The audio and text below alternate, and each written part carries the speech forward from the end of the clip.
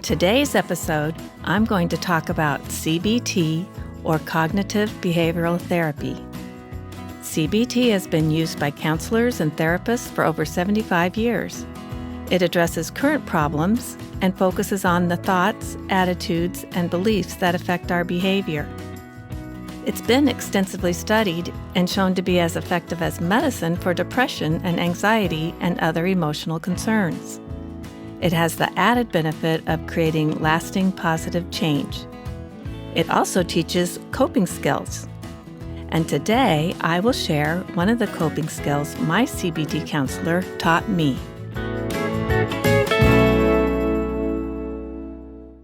I sought help from a counselor after my son finished his treatment in New York City, and we moved back to the Midwest.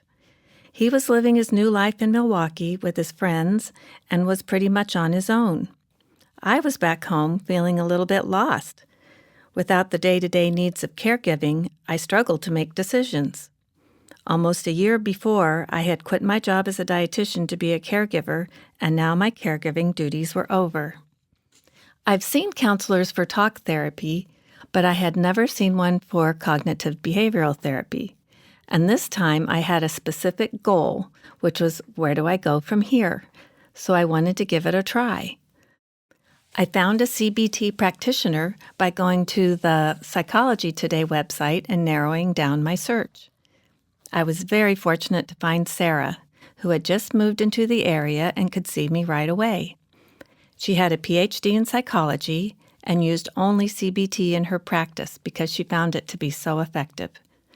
For me, I found amazing clarity about how to move forward when I really wasn't quite sure which direction I wanted to go. Part of CBT includes doing assignments between counseling appointments. My first homework assignment was to make a list of what I value, or anything that feels like it may be of value to me. Sarah defines a value as the lens by which we see the world. Therapists have found that everyone has 5 to 7 core values. They usually come from our childhood and what we learn from our families. They guide our life and our choices and tend to stay stable over time. But we can lose sight of them and behave in ways that don't fit our values, and that's when problems begin. The goal of that assessment was to find my core values so I could print them on a card and carry it with me. That way, I could always check back whenever I needed guidance. I still have my homework sheet and my list from over 5 years ago. I counted the list and found I wrote down over 45 things that I value. Things like family, walking outdoors, honesty, learning new things, friendship, kindness, and of course, adventure. The list goes on, but Sarah helped me pare it down to 4. And then she helped me to define what they meant to me. I find it very interesting that the list of core values I created over 5 years ago is totally aligned with the work I'm doing today on this Caregiver Tea Time podcast. I value community, which is gathering people together to learn, celebrate, explore, and enjoy fellowship. I also value offering my knowledge and experience to those seeking help. I'm sure you could easily make your own list of what you value, but working with the CBT therapist will help you narrow it down to your core values that matter the most. And now for the coping skill Sarah taught me that I can't wait to share with you. I call it a thinking error tool. This is where I can say that for sure CBT has had lasting benefits for me. I still use it when I have a thought that's unwanted, and it doesn't bring anything good for me or anyone else. Usually, it's something I can't get out of my mind, and almost always it's a regret, something I did or didn't do in the past, and something that I can't go back and change. But I just keep thinking about it over and over until I finally tell myself, it's enough already, it's time to move on. But how to move on? Here's how the tool works. The first step is to stop the thought right there by imagining a stop sign or a railroad crossing or maybe a dead-end road that's blocked with a barrier. The next step is to focus on a 4-step process. something that's familiar to you, and it could be anything you regularly do. For example, imagine the route you take to get to the grocery store, or the process you use to wash and put away the dishes. But it must have 4 or more steps. 3 is not enough. Well, it was Christmas time when I learned this tool, and I was making a recipe for sweet and spicy party nuts.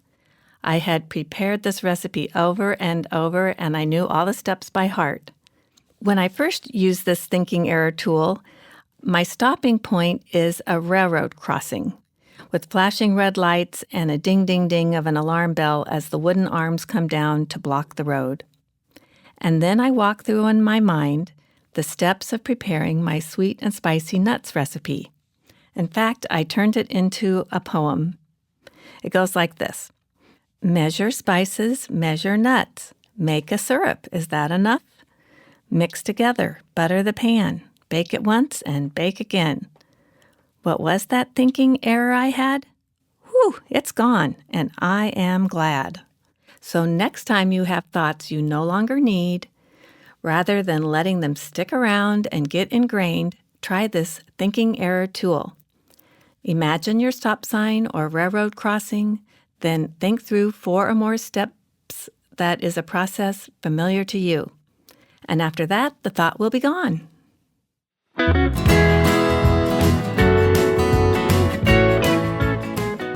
Well, I think it's time for me to close our Tea Time episode number 3 about CBT. As with every episode, there are links to the resources on my website, caregiverteatime.com.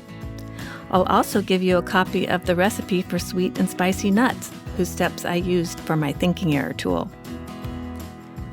Can you believe we're nearing the end of our first season? There's 1 episode left, and it will be about journaling. There are several ways to journal and lots of reasons to journal, so join us next time and I'll share about my experiences. And here's my special message for today. Don't let those thinking errors come between you and the people who mean the most. Please join me in encouraging one another to just stop our thinking errors in their tracks and get on with life. So on the count of 3, let's raise our cups and say, I take time to stop my thinking errors. 1, 2, 3. I take time to stop my thinking errors. Cheers!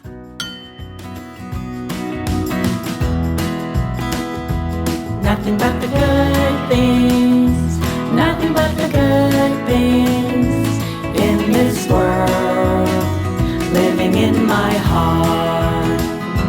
Nothing but the good things, nothing but the good things in this world, living in my heart. Living in my heart. Living in my heart. Caregiver Tea Time was recorded at the Coop Studio, Irvington, New York. Engineered by Sammy Wags and produced by Bianca Grooves.